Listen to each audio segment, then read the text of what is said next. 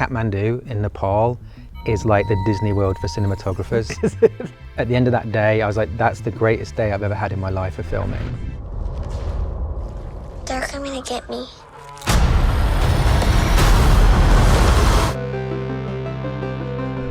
Gareth, I want to start with the fact that you have some experience with bigger film franchises, with the Godzilla franchise and Star Wars as well too, but now you're coming at it with an original science fiction idea.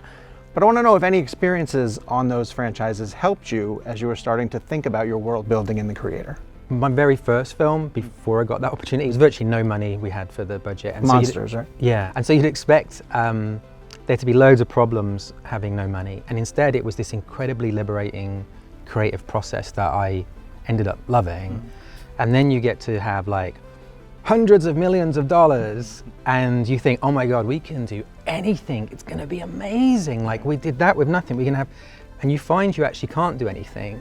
And that in a weird way, there's more limitations to some extent because you have this giant machine. It was like always this desire of there must be a way of having all the advantages of a blockbuster and combining it with all the advantages of having like a very small indie kind of movie. The thing I learned from Star Wars that George did so well was you basically take things from the past, like mythology and spiritual ancient stories, and then take things from the future, like spaceships and robots, and have them kind of blend together.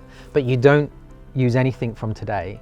So with our film here, in a weird way, that's kind of to me what Asia is. Like when you walk around it, like Thailand or anywhere, you see this strange mix like of Bangkok with these insane futuristic sci-fi looking buildings. It pretty much looks just like Blade Runner. And then just around the corner or down the road, you know, there's a massive temple with Buddhist monks. And it's like this ancient tradition thing that dates back hundreds of years, sort of fused with this sort of futuristic technology kind of, and nothing you recognize from your world in the middle. 10 years ago today, the artificial intelligence created to protect us detonated a nuclear warhead in Los Angeles.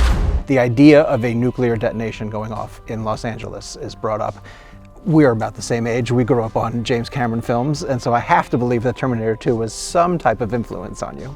I mean, James Cameron full stop's an influence on me in a massive, massive way. I basically moved to Los Angeles, and so when I was conceiving this film and trying to get imagery to sort of present it to the studios, like if I went out and took some photographs or anything like that, it was Los Angeles. And so it was just in my mind a lot, and it felt like the most visually appropriate place to set the movie at the beginning. One other scene that's referenced in the film almost harkens back to the D-Day invasion. I'm curious what kind of influence that actual history, modern history, recent history influenced your writing and some of your staging.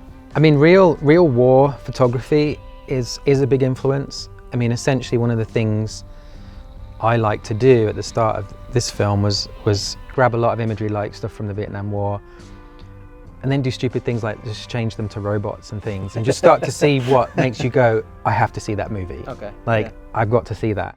The future's never looked better.